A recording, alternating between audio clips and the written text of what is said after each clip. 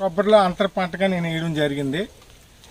అయితే నాకు ఇక్కడ గ్యానోడర్మం వల్ల కొబ్బరి చెట్లల్లా అంతరించిపోయినటువంటి పరిస్థితి. దీంట్లో నేను 99లో వచ్చినటువంటి తుఫాన్ తర్వాత కొబ్బరి చెట్లు పూర్తిగా ఇక్కడ ఒరిగిపోవడం, ఆ తర్వాత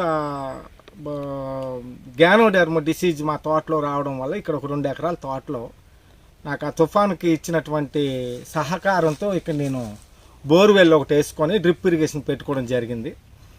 దాని తర్వాత నేను ఇక్కడ ఉన్నటువంటి ఖాళీని పూర్తి చేయాలి, ఈ తోటలో ఏం చేయాలని చెప్పి ఇక్కడే ఒక సాల్ నిర్మించుకొని ఒక 2 ఆవుల్ని ఇక్కడ నేను ఏర్పాటు చేసుకొని అప్పుడప్పుడే నాకు తెలిసినటువంటి హార్టికల్చర్ డిపార్ట్మెంట్ ద్వారా తెలిసింది, క్యాడ్బరీ కంపెనీ వాళ్ళ ద్వారా ఈ కోకో అనేది ఒక పంట, అంతర పంట ఉంది, ఇది వేసుకుంటే ప్రాఫిట్ఫుల్గా ఉంటుందని చెప్పి వాళ్ళు చెప్పడం వల్ల నేను ఈ 2 ఎకరాల్లో గ్యాప్ ఫిల్లింగ్ కోసమని ఒక 100 మొక్కలు తేవడమే జరిగింది ఇక్కడికి. ఈ 100 మొక్కలు అక్కడక్కడ వేయడం వల్ల నాకు బాగానే ఇది ఉంది. కాకపోతే ఇప్పుడు ఏంటంటే ఎకరాకి 200 మొక్కలు వేయాలి, సుమారు 400 ఉంటే కానీ అంటే ఇప్పుడు ఉన్నటువంటి వ్యవసాయంలో.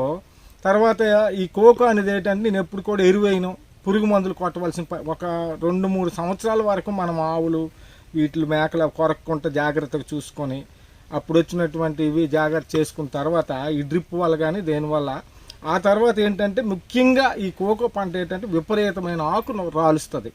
ఈ ఆకు రాల్చిన వల్ల సేంద్రీయ కర్బనం ఇక్కడ తయారయ్యి నాకు దాని పక్కన ఉన్నటువంటి జీడి చెట్టు కానీ కొబ్బరి చెట్టు కానీ కూడా ఉపకారం జరుగుతుంది. దీనివల్ల ఏదో భూమికి నష్టం అని కూడా కొందరు రైతుల అపోహ, అదేం లేదు.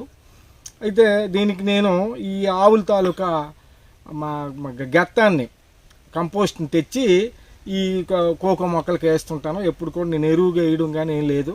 డ్రిప్పు ఎరువులకు ఉన్నటువంటి పరిస్థితి, విపరీతమైన ఎరువుల రేట్లు పెరిగిపోయిన రైతుల సమస్య, దానికి జీవనాధారమైనటువంటి కోకో పంటది. అయితే అప్పుడు మొదట్లో అయితే ఒక 3-4 సంవత్సరాల నుంచి ఇది క్రాప్ వచ్చింది. నేను 13 కేజీల నుంచి అలాగా 20 కేజీలు, 50 కేజీలు, 100 కేజీలు ఎలాగైతే లాస్ట్ ఇయరే నాకు 300 కేజీల పైచీలకు నేను ఇక్కడ ఈ ఉన్నటువంటి ఈ 70-80 కోకో చెట్లలో 300 కేజీల పైన నేను ఇక్కడ క్రాప్ తీయడం జరిగింది. నాకు సుమారు 53,000 రూపాయల డబ్బులు కూడా నాకు రావడం జరిగింది. అయితే ఏంటంటే దీనికి ముఖ్యంగా నేను తెలియజేసుకుంది ఏంటంటే దీనికి హార్వెస్టింగ్ సమస్య కానీ, లేబర్ సమస్య కానీ, ఈ ఫెర్టిలైజర్స్ కానీ, పెస్టిసైడ్స్ కానీ ఏ సమస్య లేదు. ఇది ఆర్గానిక్ కింద మనం పండించుకోవచ్చు.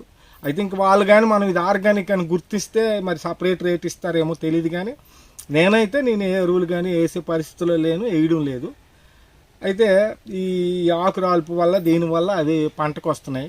నాకల్లా సమస్య ఏంటంటే ఈ చలికాలంలో దీనికి ఉడత ఎలక సమస్య ఉంది. అక్కడ కొన్ని కాయలు కట్ చేస్తుంటుంది.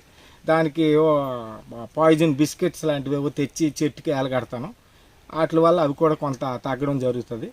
జరిగిన తర్వాత మా కుటుంబ సభ్యులమే మేము ఈ కాయలు కోసుకోవడం కానీ, పెర్మెంటేషన్ కట్ చేయడం కానీ, పెర్మెంటేషన్ కానీ లేబర్కి అసలు ఇప్పటికైతే నాకు 50-60 చెట్లకైతే ఎవరికి పెట్టట్లేదు. ఇంకేమైనా ఎక్కువ చెట్లు ఎవరైనా పెట్టుకుంటే 1-2 మహిళలకు పెట్టుకుంటే అయిపోద్ది. ఇవి కొబ్బరికాయలు అవి తీయాలి, వలాలి, సాగుకారికి పంపించాలి, ఇవేం లేదు. కాకపోతే ఏంటంటే నేను ఒక్కడనే నాతో అప్పుడు మొత్తం 14-15 మంది వేశారు.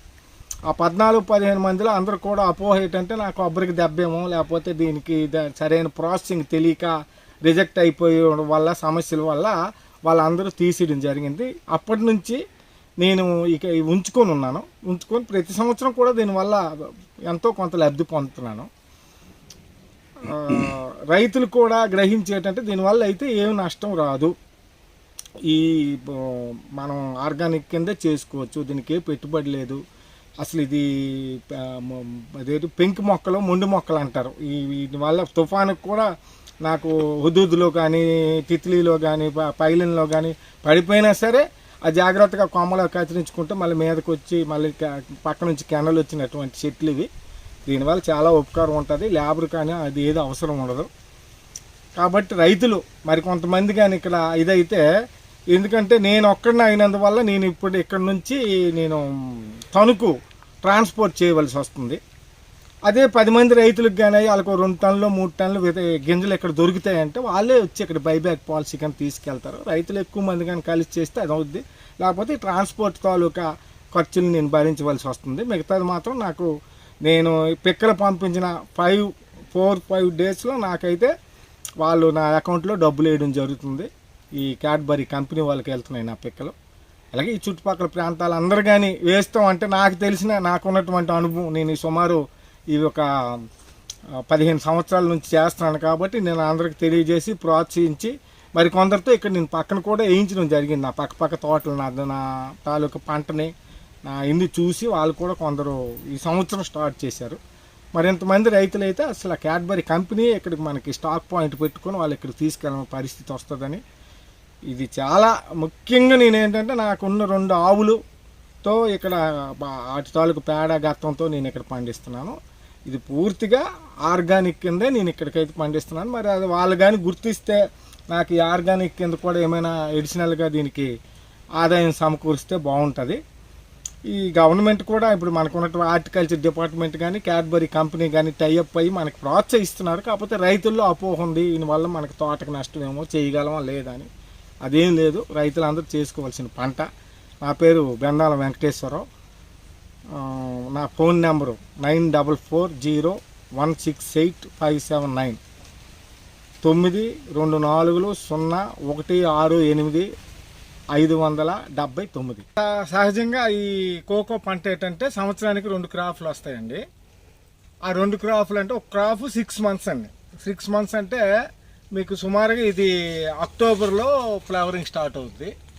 అక్టోబర్, నవంబరు తర్వాత మే, ఏప్రిల్, మేలోపు సరైన క్రాప్ అండి. మే వరకు అది ఏంటంటే మంచి వాల్యూ ఉంటుంది ఆ పంటకి. ఆ తర్వాత మే తర్వాత మళ్ళీ జూన్, జూలైలో మరొక క్రాప్ వస్తుంది, కానీ మళ్ళీ ఫ్లవరింగ్ వస్తుంది. కానీ అవి కాయలు కూడా చాలా తక్కువ. దాంట్లో ఉన్నటువంటి ఇది పక్వ దశ చిన్నది ఉండి పిక్కలు అవి చిన్నవా, అప్పుడు పెద్ద వాల్యూ ఉండదు. ఇప్పుడు ఈ క్రాప్ తాలూకా వాల్యూ ఈ సంవత్సరం వెళ్తుందంటే 180 రూపాయలు, 170 రూపాయలు కేజీ ఉంది. అదే మీకు ఆ తర్వాత సెకండ్ క్రాప్ తాలూకు పిక్కలు కానీ చూస్తే మరీ దారుణంగా 90, 110, 120 పడిపోతాయి. అవి కూడా సరిగ్గా ఇది ఉండదు. వర్షాలు వాటి వల్ల మనం దానికి ఫెర్మెంటేషన్ కానీ ఎండవేయడం కానీ చేయలేము.